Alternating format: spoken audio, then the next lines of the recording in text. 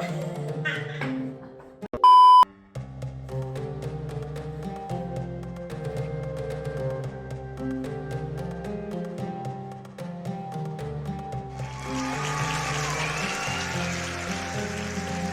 there, and welcome back to my channel. Or if this is your first time visiting with me here, thank you so much for joining me. I am so excited to share the dance floor with you. In today's video, I am going to be sharing with you 3 tips for better prop balancing in belly dance. And then I'm going to show you a combination where we are going to, of course, balance a prop on our head. So this is a fairly intermediate to advanced tutorial. It's going to require you to know some basic belly dance movements, and I'm going to show you how we can do all of those while balancing a pot on our head. But you could balance a book, a sword, a cane, or anything else fun you've got around the house that you'd like to try to balance on your head. So if you are ready to join me for this prop balancing tutorial, grab your prop and let's do this. My name is Sahira, and I'm here to teach you the beautiful art of belly dance. And if you like these kinds of tutorials and like to get more fantastic belly dance tutorials delivered to your inbox on a weekly basis, please be sure to like and subscribe. I would love to share the dance floor with you again very soon. Alrighty folks, so I have promised you 3 tips to help you better balance your belly dance props, and I am not going to waste any time at all. We're going to dive right in. Tip number 1 is understanding that when you are going to belly dance at the same time as balancing anything on your head, you have to get really good at the isolation of the movements that you are performing and make sure that your head is not involved, right? So here's what I'm talking about, right? Let's talk about a simple movement like a belly dance hip drop, right? If I'm doing a hip drop, and let's say I've gone and sort of have slightly bad technique here, and my back leg is straight, and I'm dropping my hip, you see what's happening to my head here? It's bouncing up and down like Night at the Roxbury, right? Not gonna work to balance anything on my head because it's moving too much, right? This might seem obvious, but this is the biggest problem I see when people are having difficulty balancing whatever kind of prop they would like to use on their head. So instead, we have to be really mindful of that technique. Know that that leg, that standing knee needs to be soft so that when these hip drops happen, nothing happens in the upper body. Nothing happens in the head. Nothing happens in the chest. It's totally quiet here. And that's what you're going to need for that pot or that sword or whatever it is to remain firmly balanced on your head, right? So this extends to a lot of movements that have up and down, shimmies, any kind of movement that could easily rattle the upper body. You have to think about very much isolating it so that it doesn't. And how you do that will depend move to move. Let's talk about a couple of moves we're going to use in the combo I'm going to show you for our balancing act today.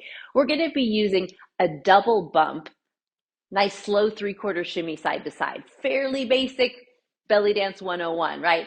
But we're going to make sure that you're in that plie. You're going to make sure that the chest is lifted and the upper body is sort of floating above the hips, right? If you allow your posture to relax and that upper body to sort of sit down on the hips a little bit, you might find that the head starts to shift side to side and maybe even bounce a little if you don't have that beautiful lifted posture, that floating rib cage. And then even if you were to travel with it and walk around, right, you're going to maintain that nice calm upper body, that nice calm head area for your balancing, right? So go ahead and give that a try. Get those double bumps going, and I'd like you to walk with it. When we walk with belly dance movements really pretty much all the time, and especially when you've got something on your head, I want you to think about your feet cleaning the floor as you go, right? I do very little lift in your foot. Keep your feet really close to the floor because this is going to allow you to have a little bit more of a gliding action than like a walking or a marching action, right? If you kind of lift up and down and your head goes up and down, this is going to make the balancing so much more challenging, right? So this is one kind of idea, movements that could add bounce to your upper body. How do you eliminate that bounce? A lot of times it's grounding the lower body, making sure the knees are bent, making sure you have good posture.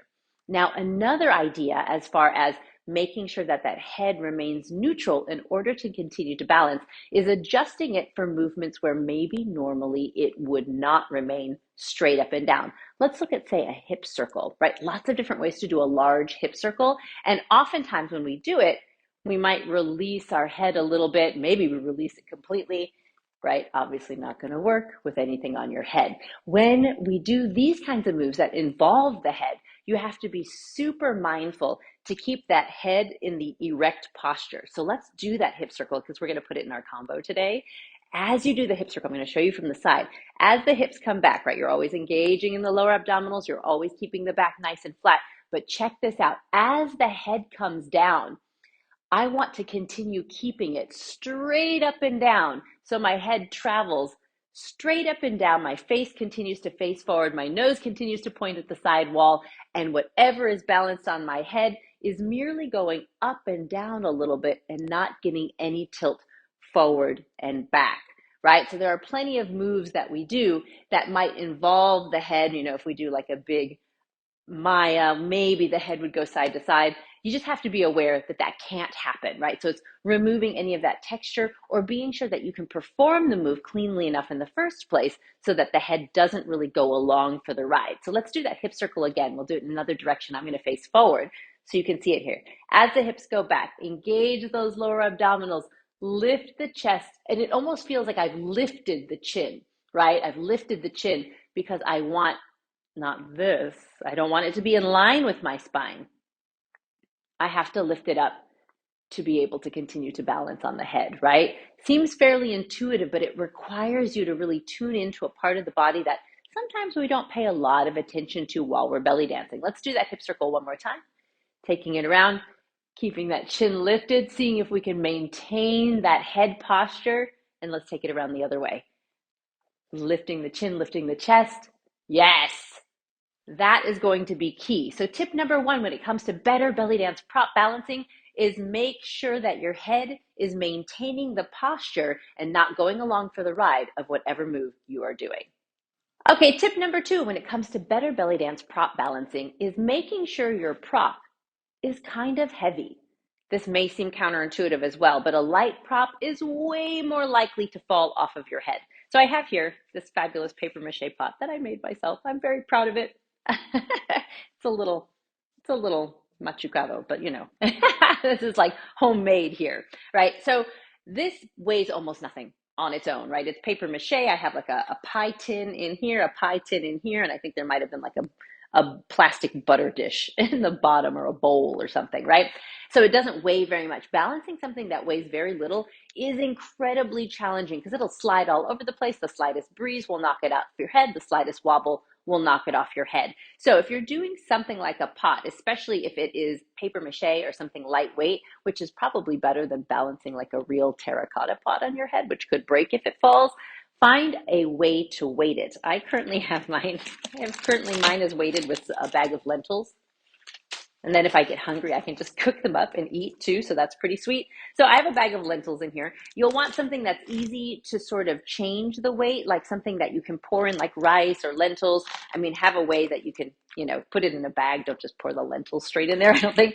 And then that way you can kind of adjust it so that it's just the perfect weight. And then you want it to sort of sit down in there. I kept them in the bag. It'd probably be better to put them in like a larger bag so they can sit flat. You want the weight of your prop to be as close to your head as possible. So I don't want something where the weight is going to come all the way up to the top, because if I have heavy weight at the top of the pot or the top of the item that you're balancing, it's going to be way more apt to fall off your head. If you can keep that weight down low, if it's a taller prop, that's awesome. And if you're looking at a prop to purchase to balance, be it a candle tray or a candelabra or a pot, or you're making something, thinking about short and squat is better than really tall. The taller it is, the harder it is to balance. So tip number two for better belly dance prop balancing is making sure your prop is not too light. And if you need to weight it somehow, go ahead and do that, because having a little bit more weight is really going to help it stay on your head. Okay, I've got one more tip for you, and this is a big one. Tip number three when it comes to better belly dance prop balancing is learning to rock the headscarf. Yeah, the headscarf or a headband. A lot of the best sword dancers wear a headband when they dance with their sword. I am a huge fan of a headscarf when I dance with this pot for a couple of different reasons. Hair can be very slippery, especially if you've just washed it, right? So if you're going to not use a scarf, don't wash your hair the day of the performance, because hair gets very slippery and that really makes it difficult to balance whatever it is you're balancing. So this is kind of a two-part tip, because you can do a headband or a headscarf. Definitely choose something that's more a natural fiber like cotton as opposed to something, really, really slippery like polyester or latex. You're going to want something that's going to have a little bit of grab to it. And then you can actually also then take whatever it is that you're balancing, say this pot, and right along the bottom, I put a little rim of sandpaper, right? So I cut a tiny little strip of sandpaper and glue it to the bottom of the pot so that the bottom of the pot has a little bit of texture to it as well. I've seen dancers do this with their swords as well, glue a tiny strip of sandpaper to the balance spot so it gives you a little extra grit. My sword, personally, I had a friend of mine Dremel the bottom of it on the balance spot, so the balance spot has a little bit of nubby texture to it, which is really helpful in two different ways. One, it stays on my head easier because I tend to do sword without a headscarf on, so it needs to be able to sort of grab my dirty hair, right, so it doesn't fall off. And then two, it shows me where the balance point is on the sword. Every time I go to put it on my head, I can see that balance spot right away. There's no guesswork. With the pot, I put the textured paper at the bottom, and then I also tend to mark it with a line as to where the front of the pot is. Interestingly enough, like when I built this, I have an aluminum pie tin in the bottom that I used and covered it with paper mache.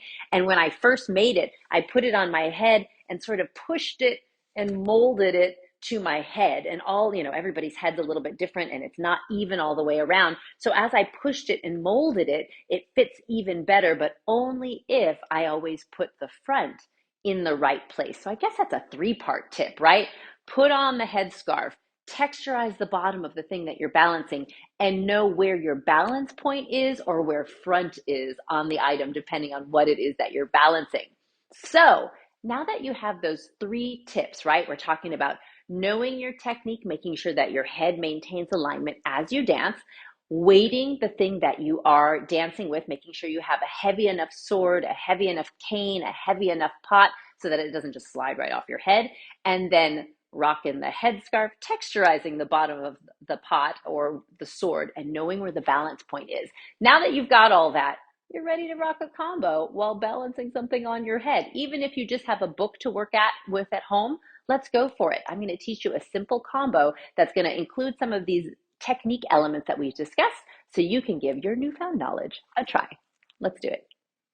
Alrighty, congrats on making it this far. We're going to put together a simple combination just to sort of test all of the technique and ideas that I've shared with you here today to make sure you feel more comfortable balancing a prop on your head as you belly dance. We're going to keep it short and sweet, and we're going to include several of the elements I've talked about. So we're going to start with a double bump, perhaps with a twist if you'd like, as you're walking forward. So walking forward, gliding, right? Bumping the hips without bumping the head. We'll do 8 counts forward. We'll do 8 counts back. I'm going to add some arms if you would like to, if you feel stable enough to add arms, right? 8 counts forward, 8 counts back. So after we go back, if we go right, left,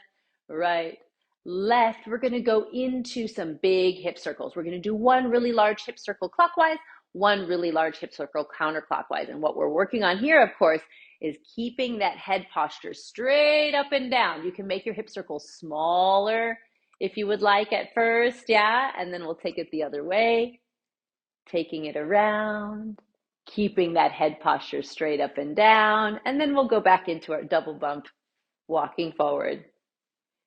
And then double bump, walking back, nice smooth steps, no bouncing in the head.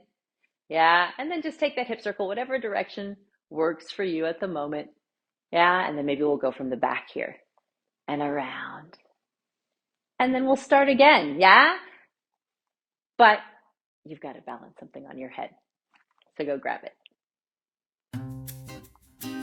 Here we go. On 5, 6, 7, 8. Take it back.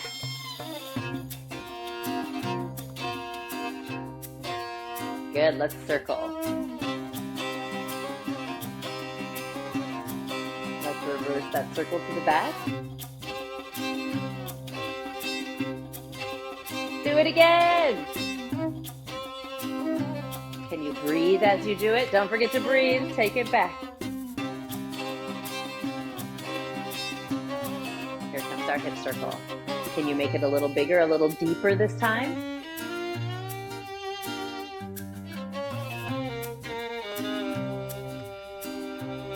Let's do it one more time. You got this.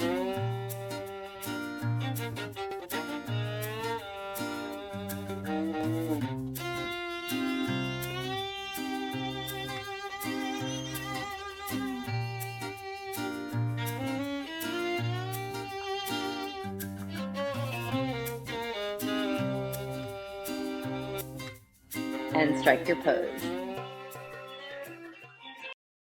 Great job, fabulous dancer. So now you are armed and dangerous with 3 tips that are going to make it so much easier for you to balance a prop on your head while you belly dance. And so now that you're ready to go, I want to know, what are you going to balance on your head? Yeah, post below and let me know. And if you would like to get more tips like this to help you with your belly dance practice, please like and subscribe. Or you can join me on my email list where I will send you wonderful emails every single week with new belly dance tips and tricks for your practice. SahiraBellyDances.com/join me. I can't wait to share the dance floor with you again very soon.